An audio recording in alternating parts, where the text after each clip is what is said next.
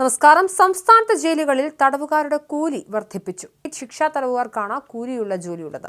4 central ജയിലുകളിലെ തടവുകാർക്ക് ആനുകൂല്യം ലഭിക്കും. പ്രതിദിന വേതനത്തിൽ 10 മടങ്ങ് വരെ വർധനവാണ് വരുത്തിയത്.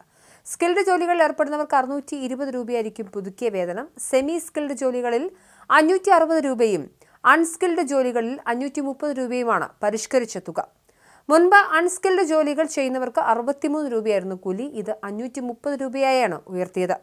127 രൂപ വേതനമുള്ളത് 560ഉം 152 രൂപയുള്ളത് 620 രൂപയുമായും ഉയർത്തി. പരിഷ്കാരത്തിലൂടെ 3000-ലധികം ജയിൽ പുള്ളികൾക്കാണ് വേതനം കൂടുക. 2018-ലാണ് തടവ് പുള്ളികളുടെ വേതനം അവസാനമായി കൂട്ടിയത്. ഇത്രയും വലിയ തുക കൂട്ടുന്നത് ഇത് ആദ്യമായാണ്. ജയിലിലെ അന്തേവാസികളെ സ്വയം പര്യാപ്തരാക്കി സമൂഹത്തിലേക്ക് മടക്കി അയക്കുക എന്ന ജയിൽ വകുപ്പിന്റെ ദൗത്യം മുൻനിർത്തി സ്കിൽഡ്, സെമി സ്കിൽഡ്, അൺസ്കിൽഡ് എന്നിങ്ങനെ 3 വിഭാഗങ്ങളിലായി സംസ്ഥാനത്തെ എല്ലാ ജയിലുകളിലെയും വേതനഘടന ഏകീകരിച്ചാണ് വേതനം പരിഷ്കരിച്ചിട്ടുള്ളതെന്നും ഉത്തരവിൽ പറയുന്നുണ്ട്. നിലവിൽ സംസ്ഥാനത്തെ ജയിലുകളിൽ 6 വ്യത്യസ്ത വേതന ഘടനയാണ് നിലവിലുള്ളത്. രാജ്യത്തെ ജയിലുകളിൽ പൊതുവെ സ്കിൽഡ്, സെമി സ്കിൽഡ്, അൺസ്കിൽഡ് എന്നിങ്ങനെ 3 തരത്തിലുള്ള വേതന ഘടനയാണ് പ്രാബല്യത്തിലുള്ളത്.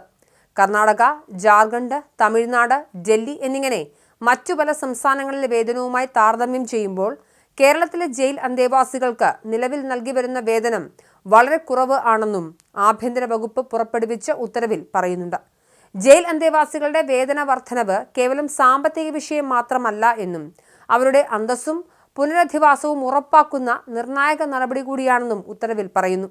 വിവിധ ഉൽപാദന നിർമ്മാണ പ്രവർത്തനങ്ങളിൽ അന്തേവാസികൾ നടത്തുന്ന കഠിനാധ്വാനത്തിന് കാലാനുസൃതമായ മൂല്യം നൽകേണ്ടത് അനിവാര്യമാണെന്നും ജയിൽ ചട്ടങ്ങൾ പ്രകാരം ജയിൽ അന്തേവാസികൾക്ക് ലഭിക്കുന്ന വേതനം കുടുംബത്തിന്റെ ആവശ്യങ്ങൾക്കായും ജയിലിലെ ക്യാൻറ്റീൻ ആവശ്യങ്ങൾക്കും മോചന വിഹിതമായും വിനിയോഗിക്കേണ്ടതാണെന്നും ഉത്തരവിൽ പറയുന്നുണ്ട്. 40% വരെ കൂലി വർധനയ്ക്കുള്ള ശുപാർശ ജയിൽ വകുപ്പ് തയ്യാറാക്കിയിരുന്നു. 6 വർഷത്തിന് ശേഷമാണ് കൂലി വർധന നടപ്പാക്കുന്നത്. സെൻട്രൽ ജയിലുകളിൽ കുറഞ്ഞ ദിവസക്കൂലി 63 രൂപയിൽ നിന്നും 100 രൂപയും കൂടിയ കൂലി 168 രൂപയിൽ നിന്നും 300 രൂപയുമാക്കാനായിരുന്നു ശുപാർശ. കാർഷിക മേഖലയിൽ നിന്നും കൂടുതൽ വരുമാനമുണ്ടാക്കുന്ന തുറന്ന ജയിലുകളിലെ കൂലി 230 രൂപയിൽ നിന്നും 350 രൂപയെ ഉയർത്താനും ശുപാർശയുണ്ടായിരുന്നു. കഠിന തടവിന് വിധിക്കപ്പെട്ടവർ നിർബന്ധമായും അല്ലാത്തവർ താൽപ്പര്യമനുസരിച്ചും ജോലിയിൽ ഏർപ്പെടണം. സെൻട്രൽ ജയിലുകളിൽ 240 ദിവസത്തെ അപ്രന്റീസ്ഷിപ്പ് ഉണ്ട്.